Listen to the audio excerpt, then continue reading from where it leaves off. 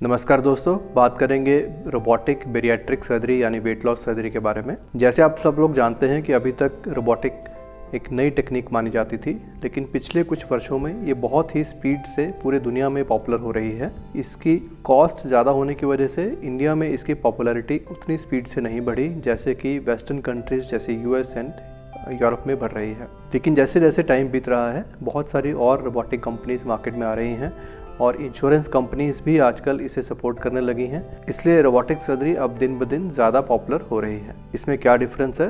पहले के ज़माने में ओपन सर्जरी की जाती थी जिसमें बहुत बड़े चीरे लगते थे।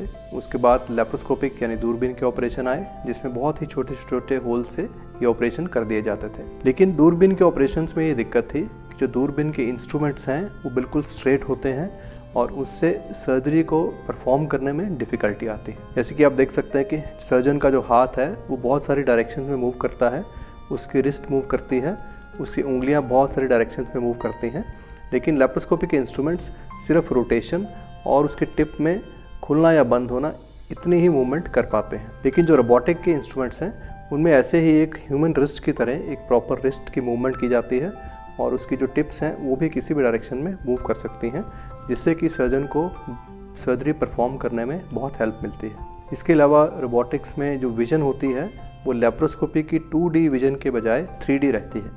यानी कि जैसे आप रूटीन में टीवी देखते हैं जिसमें आपको 2D विज़न दिखती है, वर्सेस जब आप एक 3D मूवी देखते हैं जिसमें आपको डेप्थ की परसेप्शन भी रहती है, तो आप खुद ही अंदाज़ा लगा सकते हैं कि 3D विज़न में काम करना पहले 2D विज़न से बेटर होता है। इसमें स्पीड भी बढ़ती है और एफिशिएंसी और एक्यूरेसी भी बढ़ जाती है। इसके अलावा रोबोट से सर्जन की बॉडी पर स्ट्रेन कम पड़ता है, जिससे कि वो ज़्यादा लंबे समय तक बिना थके हुए ये ऑपरेशंस परफॉर्म कर सकते हैं। और जो सर्जन्स की फाइन मूवमेंट है, जैसे अगर आपके हाथ में कोई छोटे मोटे ट्रेमर्स हैं जो कि नॉर्मल हर एक के हाथ में रहते हैं, तो लेप्रोस्कोपी के इंस्ट्रूमेंट्स लंबे होने की वजह से जब वो यहाँ से होल्ड किए जाते हैं तो वो ट्रेमर्स उसके टिप तक ज़्यादा ट्रांसमिट होते हैं। लेकिन रोबोटिक्स में ट्रेमर फिल्टर कर दिए जाते हैं और जो रोबोट की इंस्ट्रूमेंट की टिप है उसकी मूवमेंट बिल्कुल सटीक होती है, ट्रेमर उसमें नहीं होता। इससे भी सर्जरी में रिफाइनमेंट आती है। सर्जन्स बिना किसी स्ट्रेस के अपने कंसोल पर बैठ के ऑपरेशन करते हैं और इसे ये बेटर परफॉर्म कर सकते हैं as compared to laparoscopic surgery, अगर वो रोबोटिक्स में अच्छे से ट्रेंड है। इसके अलावा जो हार्ड टू रीच जगह हैं, जैसे कि बेरियाट्रिक सर्जरी में हम बिल्कुल चेस्ट के पास डोमेन से स्टार्ट करके जाना चाहते हैं, तो कई बार लेप्रोस्कोपी में ऐसी जगहों को अप्रोच करना मुश्किल रहता है। लेकिन रोबोट के स्पेशल मैनूवर्स की वजह से हम डीप टिश्यू तक भी पहले से इजीली पहुंच पाते हैं। इन सब के चलते माना जाता है कि रोबोटिक सर्जरी से पॉसिबल है कि पेशेंट को बेटर आउटकम मिले, उसकी पेन कम हो, ब्लड लॉस कम हो और उसका ऑपरेशन के बाद डिस्चार्ज भी दूरबीन के ऑपरेशन के मुकाबले शायद जल्दी हो पाए। रोबोटिक सर्जरी बहुत ही इंटरेस्टिंग और डेवलपिंग फील्ड है।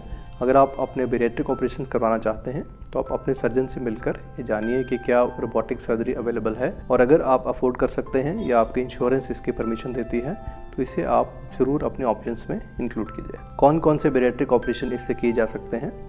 सभी बेरियाट्रिक सर्जरीज जैसे स्लीव, रोएनबाई gastric bypass, mini gastric bypass या इसके अलावा भी जो पॉपुलर बेरियाट्रिक ऑपरेशंस हैं वो सभी रोबोटिक सर्जरी के थ्रू किए जा सकते हैं। क्या रोबोटिक सर्जरी मस्ट है? ऐसा नहीं है। इसके बिना भी लेप्रोस्कोपिकली भी ये ऑपरेशन किए जा सकते हैं। अगर रोबोट की ऑप्शन नहीं मिल पा रही है या उतना एक्सपेंस नहीं आप बर्दाश्त कर पा रहे हैं तो definitely laparoscopic option is also good. Robotic surgery में लगभग 1 से लेकर 2 या 3 लाख तक का खर्चा एक्स्ट्रा आ सकता है, डिपेंडिंग अपॉन कौन सा रोबोट है, कौन सा सिटी है, कौन सा आप ऑपरेशन करवा रहे हैं और कितना बड़ा हॉस्पिटल है, उसके ऊपर ये डिपेंड करता है। आई होप कि ये वीडियो देखकर आपको आइडिया लगा होगा between laparoscopic and robotic bariatric surgeries और आप एक अच्छा डिसीजन ले पाएंगे। Thank you.